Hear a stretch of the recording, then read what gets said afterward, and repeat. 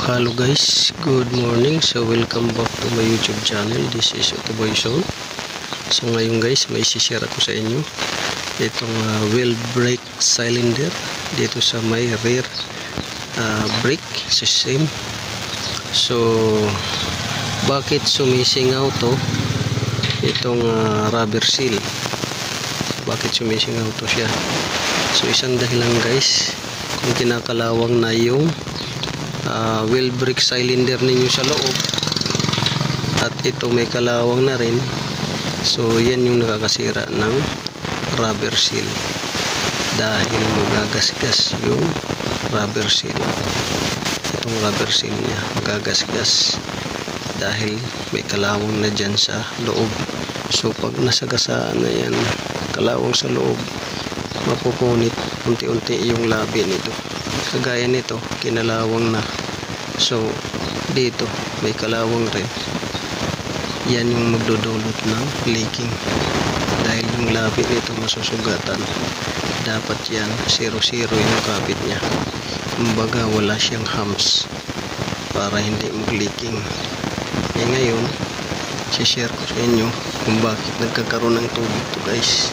So nagkakaroon to ng tubig katagalan dahil umiinit to at ito malamig.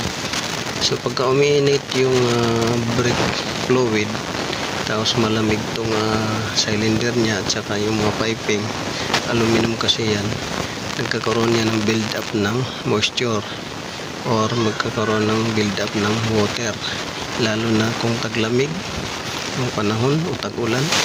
Yan yung nagdudulot ng kalawang dito. So pagka malamig ang panahon, malamig to at saka yung mga piping, yan magdudulot ng at pagka mag-expire na yung fluid ninyo, yan din magdudulot ng kalawang. So ito, kagaya nito, so nasira yung rubber seal nya, may mga sugat-sugat dahil sa kalawang. So nag-leaking siya. So ngayon, yan yung i-share ko sa inyo kung paano to linisan. So ito, ang pinalilinis lang dito ay tila at yung liha ng na 2000, number 2000. Yan yung pinalilinis dito. Manipis na manipis talaga siya para matanggal yung kalawang. Tapos ito, liha din na magaspang mga 1000. Yan. So yan yung ipapakita ko sa inyo. Tara. So dito guys, nandito yung pinakita ko kanina sa inyo. Dito, ayan na yung nilinis natin. So kung mapapansin nyo, ito siya, malinis. Yan, malinis siya. Nilihan natin siya ng medyo magaspang. Yan. So balik ulit siya sa original niyang linis. Tapos ito naman yung nilagyan na natin ng bagong rubber seal. Ito. Yan. Bagong rubber seal yan. Yan. Bagong rubber seal. At saka ito, bagong rubber seal. Yan. So nilinis na natin yan. Ito, linis na rin. So paano ba linisin ito? So gamit yung liha, ito, liha na magaspang 1000, basta hindi masyadong malalaki yung core nya.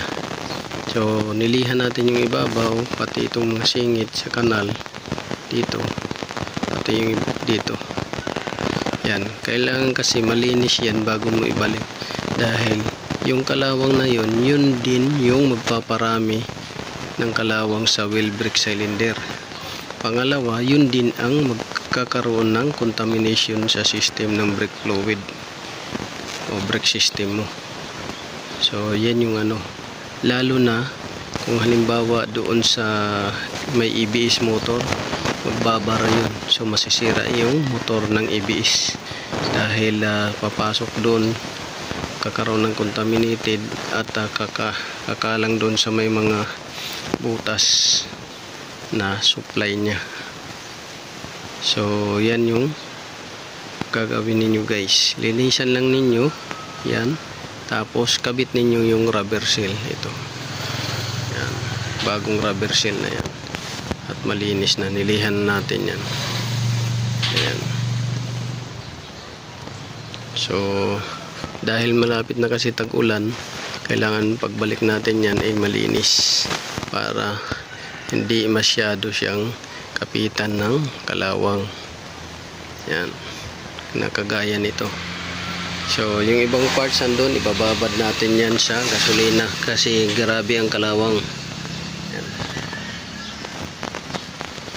Bababad natin yan or diesel muna bago gasolina. So yun yung gagawin natin dyan. So yun lang guys, sana nakakuha kayo ng kunting kalaman dito kung bakit nagliliking to at bakit nagkakaroon ng kalawang. Gaya ng sinabi ko, nagliliking to dahil nasisira yung rubber seal niya, gawa ng may kalawang yung wheel cylinder niya or wheel brake cylinder, nasusugatan. Pangalawa, nagkakaroon ng tubig to dahil pag taglamig, malamig yung piping niya, malamig ang wheel brake cylinder, nagbi-build up yan ng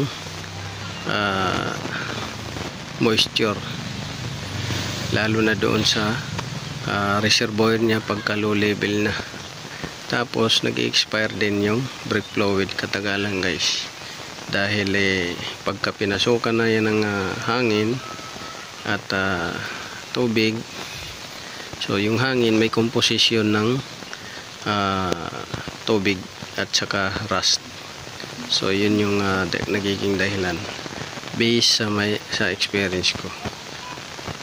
So yan yung cost. So yun lang guys, this is Otoboyson. Sana nakakuha kayo ng kunting kalaman at kailangan malinis yung brake system nyo bago sasapit yung tag-ulan para sa panibagong niya, mileage na tag-ulan, malinis na siya at hindi na siya kakapal pa na kakapitan ng kalawang. Kaya yan ang ginawa ko dito. So ayan. So yun lang guys, this is Otoboyson. God bless.